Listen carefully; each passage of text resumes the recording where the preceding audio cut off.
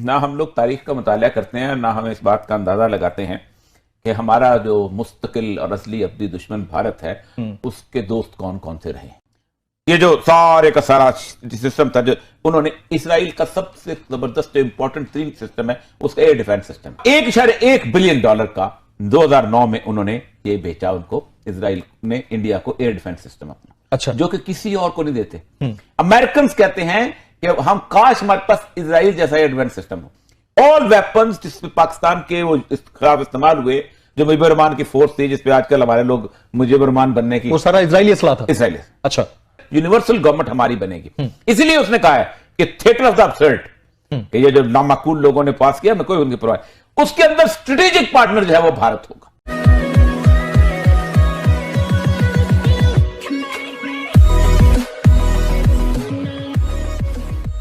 नमस्कार दोस्तों, यहाँ पर बात हो रही है इंडिया इजराइल के रिलेशन के बारे में, दोस्ती के बारे में। अब सिचुएशन ये है कि भाई जब अगर आप देखो तो 1965 की जो वॉर थी उसमें भी कहा जाता है कि इजराइल ने इंडिया की मदद की थी। उसके अलावा 71 में भी काउंट करो, जब पूरा का पूरा वेस्ट ब्लॉक पाकिस्तान के साथ खड़ा था, चाहे वो अमेरिका हो, चाहे फ्रांस हो, चाहे ब्रिटेन हो, ठीक है। और वो जो हमने पनडुब्बी जो डुबाई थी ना, गाजी, वो भी यूके ने दी हुई थी पाकिस्तान को। अमेरिका का जो जंगी बेड़ा, 7वां जंगी बेड़ा जो जापान से निकल चुका था, वो इंडिया को डिस्ट्रॉय करने के लिए निकल चुका था। लेकिन इसी सारी सिचुएशन के बीच में हमें सिर्फ रशिया याद है, इजराइल इतना याद नहीं रहता है। इजराइल ने छुप छुप के हमें बहुत अलग अलग लेवल की मदद की थी, और इसी मदद के चलते हम यहाँ पर पाकिस्तान को हरा पाए थे। अगर मान लीजिए सिचुएशन थोड़ी विपरीत हो जाती ना, तो हम यहाँ पर जीत नहीं पाते, और हो सकता है कि इंडिया का बहुत सारा एरिया वो कब्जा भी कर लेते। यहाँ पर यही बात हो रही, इसी के साथ ही वीडियो शुरू करता है। ना हम लोग तारीख का मुताला करते हैं, ना हम इस बात का अंदाजा लगाते हैं कि हमारा जो मुस्तकिल और असली अब्दी दुश्मन भारत है उसके दोस्त कौन कौन से रहे। यानी एक जमाने में भारत नॉन अलाइड मूवमेंट का हिस्सा था, जिस वक्त नेहरू और मार्शल टीटो और ये सारे लोग जो थे, ये बड़े कमाल किस्म के, जमाल अब्दुल नासिर वगैरह, उसने अपनी एक रूस के लॉबी के साथ मिलकर एक चीज बनाई हुई थी। लेकिन बैन 1962 में जंग हुई है इंडिया की और चीन की, 1965 में जंग हुई है पाकिस्तान और भारत की जी। इन दोनों के दौरान रूस और चीन ने इंडिया पर असले की पाबंदी लगाई हुई थी। चीन ने लगाई हुई थी और रूस ने लगाई हुई थी। चीन के जमाने में रूस ने लगाई हुई थी और अमेरिका ने भी लगाई हुई थी। तो इजराइल को इन्होंने राब्ता किया, अच्छा, 62 में, और 62 में उन्होंने उसको मॉर्टर्स और स्मॉल वेपन्स जो थे वो एक लंबी खेप उसको दी। ये पहला आर्म सप्लाई का राब्ता जो था हुआ। हालांकि इजराइल के और इंडिया के कोई डिप्लोमेटिक रिलेशंस नहीं थे, कोई स्टेट्स भी नहीं है, कोई रिलेशन नहीं, डिप्लोमेटिक रिलेशंस नहीं, डिप्लोमेटिक बाद में बने हैं। ठीक ठीक। उसके बाद 65 की वॉर में अमेरिका ने जहां भी बंद किया हुआ था, वहां भी बंद किया हुआ था, रूस का सप्लाई आ रही थी। उस वक्त भी सेम टाइप ऑफ वेपन जो थे उसने इसराइल से हाल किए, हालांकि दोनों का सफारत खाना मौजूद नहीं था। सबसे इंपॉर्टेंट प्लेन जी जो वाकया हुआ है, जिस वक्त मशरकी पाकिस्तान का क्राइसिस आ रहा था 1971 में, तो इंदिरा गांधी ने गोल्डा मेयर को फोन किया और गोल्डा मेयर को कहा कि हमें असला चाहिए जो हमने सप्लाई करना है।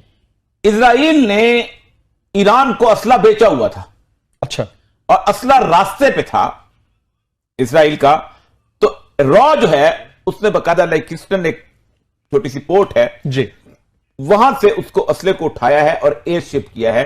कहां पर? भारत इंडिया के लिए, कलकत्ता में। अच्छा अच्छा। कलकत्ता से हिंदुस्तान टाइम्स सब रिपोर्ट करते हैं कि वो इजरायली असला था जो मुक्तिबानी को दिया गया, जो उन्होंने पाकिस्तान आर्मी के खिलाफ वहां पर जद्दोजहद की। ऑल वेपन्स जिसमें पाकिस्तान के वो खिलाफ इस्तेमाल हुए, जो मुजीबुर रहमान की फोर्स थी जिसपे आजकल हमारे लोग मुजीबुर रहमान बनने की, वो सारा इजरायली असला था। इसराइली, अच्छा, मुजीबुर रहमान को बड़ा हीरो बना के बांग्लादेश की सपोर्ट करते हैं। मोदी ने जाके की थी सपोर्ट, आपको नहीं, हमारे यहां भी कुछ लोग, हमारे यहां भी एग्रीड। तो ये हिस्टोरिक फैक्ट है, हाँ जी, कि मुक्तिबानी को इजराइल का असला दिया गया और इजराइल की हैरिस भी बंद थे और हिंदुस्तान टाइम की रिपोर्ट्स मुकम्मल तौर पर उसकी आई। ठीक। उसके बाद ये उन्होंने कहा इंदिरा गांधी को कि आप, गोल्डा मेयर ने, कि हमारे साथ आप तल्लुकात, डिप्लोमेटिक रिलेशंस बनाने, एस्टैब्लिश करें।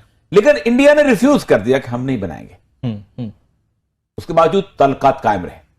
1983 में उनको अंदाजा हुआ कि पाकिस्तान ने एटम बम बना लिया, ठीक।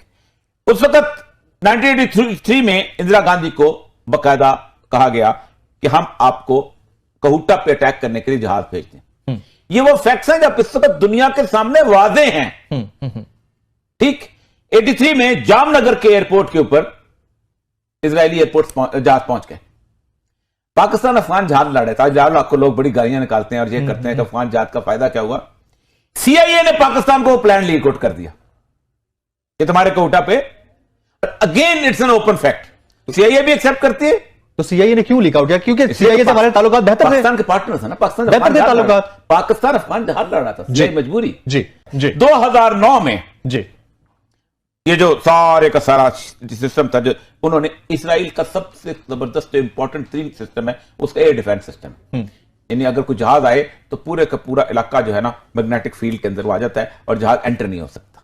ठीक, या होता यह है कि सारी की सारी गन्स एकदम फायर करती हैं और जहाज उसकी उसमें आ जाता है। ठीक, 1.1 बिलियन डॉलर का 2009 में उन्होंने ये बेचा उनको, इजराइल ने इंडिया को एयर डिफेंस सिस्टम अपना। अच्छा, जो कि किसी और को नहीं देते।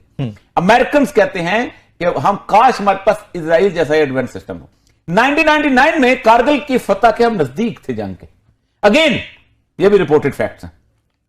तो टारगेटिंग नहीं हो रही थी इजराइल मेराज जो थे हथियारे थे, जेट्स थे, इनसे इजराइल ने अपने पायलट्स जो थे वो वहां भेजे इंडिया में, और वो पायलट्स जो थे जिन्होंने वहां जाके बाकायदा उसमें उनको ट्रेन किया और हिट्स किया। यानी जो पाकिस्तानी ठिकानों को हिट करने वाले जेट्स थे उनको मुकम्मल तौर पे जो थे उनको ट्रेन करने वाले, उनकी कंप्यूटर की सारी टेक्नोलॉजी, ऑब्जर्वेशंस, फाइंडिंग सारी उनकी तरफ से थी। बात दफा उन्होंने एडमिट तो नहीं करते, लेकिन कुछ इजराइल की जो इंटरव्यू देने वाले फौजी हैं वो कहते हैं कि हम खुद भी उसमें थे। अब वो ट्रेड की सूरत हाल में जो मुआहदे हुए हैं, आप हैरान होंगे। अब एक तो ये है कि उन्होंने साइबर सिक्योरिटी का मुआहदा, जी हाँ बिल्कुल, स्पेस का उसके अंदर मुआहदा किया है उसके अंदर, और तीसरा उन्होंने इंडिया की फर्मों को उस जगह पे अलाउ किया ऑयल एंड गैस का जो डिस्प्यूटेड टेरिटरी है, मसलन मेडिटेरियन, ईस्टर्न मेडिटेरियन, जी, जिसको वो समझते हैं कि अब वहां पर आराम को अमेरिका नहीं जाएंगे, ये जाएंगे जी। तो हम जो जहां पर मुद्दतों बहस करते आ रहे हैं और बताते आ रहे हैं कि इजराइल ने अब अमेरिका को छोड़ के हेडक्वार्टर जो है वर्ल्ड पावर का इजराइल में शिफ्ट करना है, क्योंकि यहूदी 1920 में जब वो जाना शुरू हुए थे तो अपनी एक बुनियादी पेशगोई के ऊपर जाना चाहिए। तो वरना कोई रेगिस्तान में जाके घर नहीं बनाता अपने महल छोड़ के, अपने कारोबार छोड़ के, अपने बड़े बड़े प्लाजा छोड़ के, सूखी जगहों पे, और न रेत में न पानी, न बिजली, न सीवरेज, न टेक्नोलॉजी, वहां नहीं जाता पेशगोई की बुनियाद पे। वो पेशगोई ये है कि हम अब इस जगह पर वर्ल्ड पावर में इंटरनेशनल गवर्नमेंट का हम बनाएंगे, यानी कहते हैं यूनिवर्सल गवर्नमेंट हमारी बनेगी। इसीलिए उसने कहा है कि थिएटर ऑफ द अब्सर्ड, ये जो नामाकूल लोगों ने पास किया, मैं कोई उनकी परवाह, उसके अंदर स्ट्रेटेजिक पार्टनर जो है वो भारत होगा।